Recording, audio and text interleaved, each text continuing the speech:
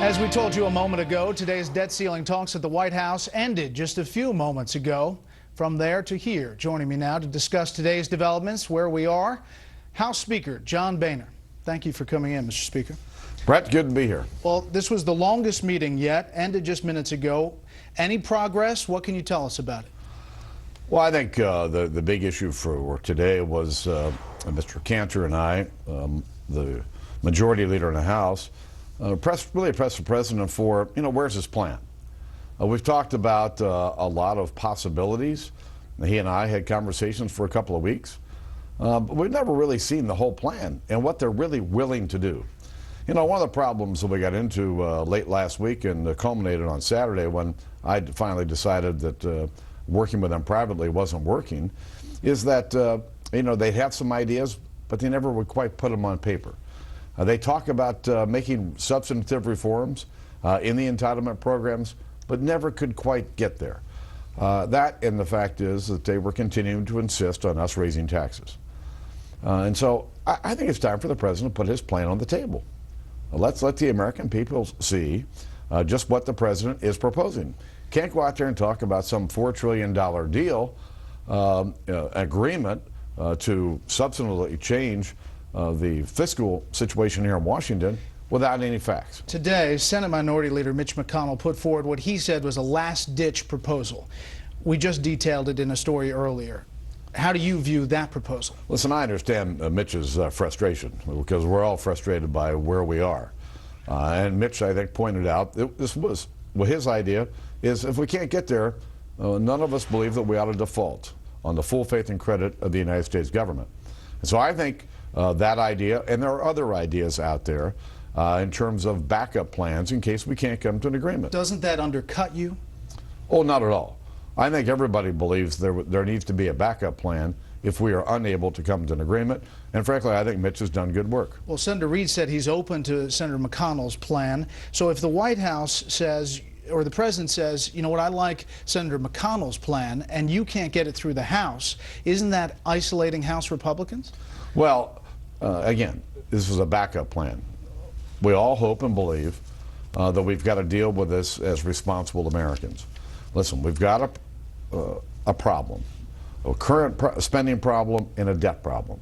And I believe that, and I think Mr. Cantor, my majority leader, I do believe that Mitch McConnell and John Kyle all share the same view, that we need the biggest spending cuts possible and making sure that there are no tax increases on the table. Why haven't House Republicans moved forward their own plan? We have a number of our members who just don't believe that they should ever vote to increase the debt ceiling. So how are you going to get anything through? I think it's pretty clear that there's one option that our members are talking about, and that is, and I brought it up with the president today, and that is linking the increase in the debt ceiling to real enforcement mechanisms, real budget mechanisms, one of them being a balanced budget amendment to the Constitution. Most Americans believe that Washington's budget ought to be balanced every year. There's been a big effort to get a balanced budget amendment passed. And I think it's one of those ideas where that if you could get 2/3 of the House or 2/3 of the Senate to support a balanced budget amendment, it would certainly ease the way for the kind of spending cuts we would get now. But is there a mechanism that you can link to something big like that down the road and trust that it's going to actually happen? I mean, lawmakers have been pointing to Ronald Reagan in his deal back in the 80s. That didn't turn out that way. Well, this increase in the debt ceiling would not go to the president until the balanced budget amendment had been sent to the states. That means it have to pass the House by 2/3 and the Senate by 2/3. Do you believe the president when he said today that he cannot guarantee that Social Security checks would go out August 3rd without an extension? Well, I don't know what to believe. There's the Treasury Secretary is going to have options in terms of who should be paid and who shouldn't. And yes, there are some debts that have to be rolled over, but there's going to be money available on August the 3rd. And I think it's way too early to be making some types of veiled threats like that. Do you think that threat and the possibility of letters going out to beneficiaries spooked Senator McConnell? I do not believe that at all. I just think that we don't want this to happen. We don't want Social Security recipients to have to wait a day any longer for their checks. But it really strikes the importance of what it is we're doing. We've made promises to ourselves that our kids and grandkids can't afford. I've said all year, I think this is the moment, and this is the opportunity for us as Americans to tackle our long-term fiscal issues. You said today raising the debt ceiling is President Obama's problem. That, as you can imagine, sparked a lot of reaction from Democrats. Senator Reid said he was stunned by the statement. Take a quick listen. Acting like adults does not mean walking out of the room every time talks get serious.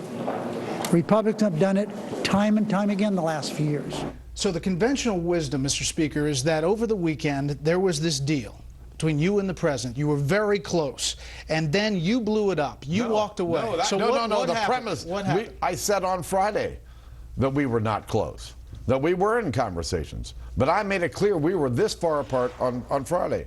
On Saturday, we were even further apart, and that's when I decided there was no reason for me to continue to be in these talks. They were never serious about taking the kind of structural reforms to our entitlement programs that will preserve them for the long term. The other story, and they continued to insist on raising taxes. The other storyline is that you were ready to make a deal on taxes, and then House Majority Leader Eric Cantor pulled you back. No. Was there any daylight between you and the Majority Leader? No. Eric and I have been in the same place all the way through. We want the largest possible increases to make sure these programs are sustained for the long term so we can save Social Security, save Medicare, save Medicaid without raising taxes on the very people that we expect to invest in our economy and to create jobs. So what is next? What if you don't get a deal? I don't know. This is how serious this is. I think the president understands how serious it is, and so do my colleagues. But I don't think that we can miss this opportunity.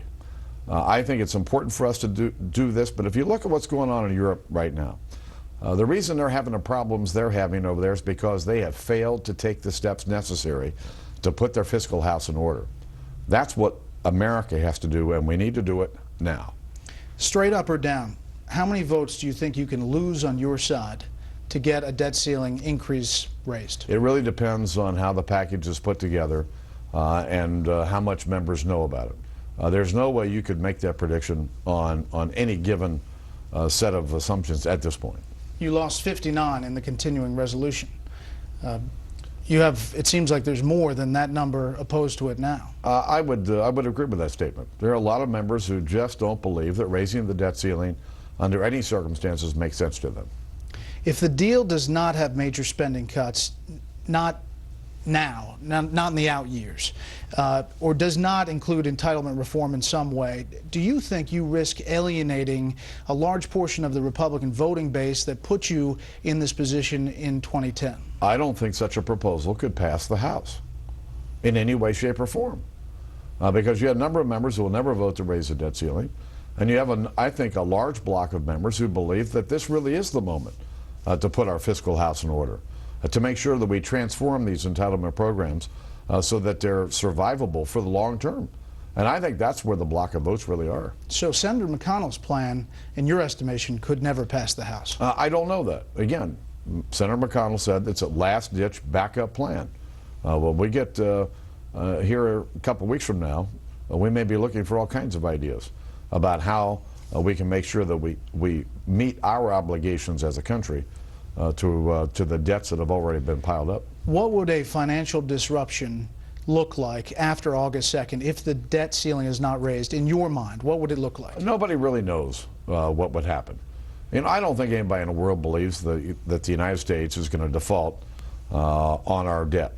No, nobody believes that.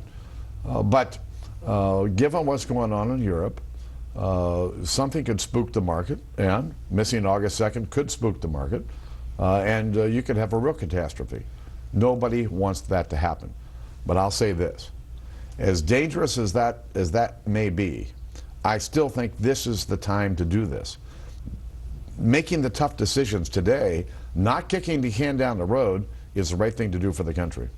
Do you believe, you've been in these backdoor meetings, you've seen what the president has said publicly, do you believe he's being an honest broker? I think the president is trying. He's trying to get there, but their insistence on us raising taxes is continuing to prevent us from getting this done, and his willingness to do as much entitlement reform as possible in order to make sure that these programs are solid and sustainable for the next 25 years. Do you trust him? I do. Mr. Speaker, thank you very much. We look forward to hearing what's the next step. So do I.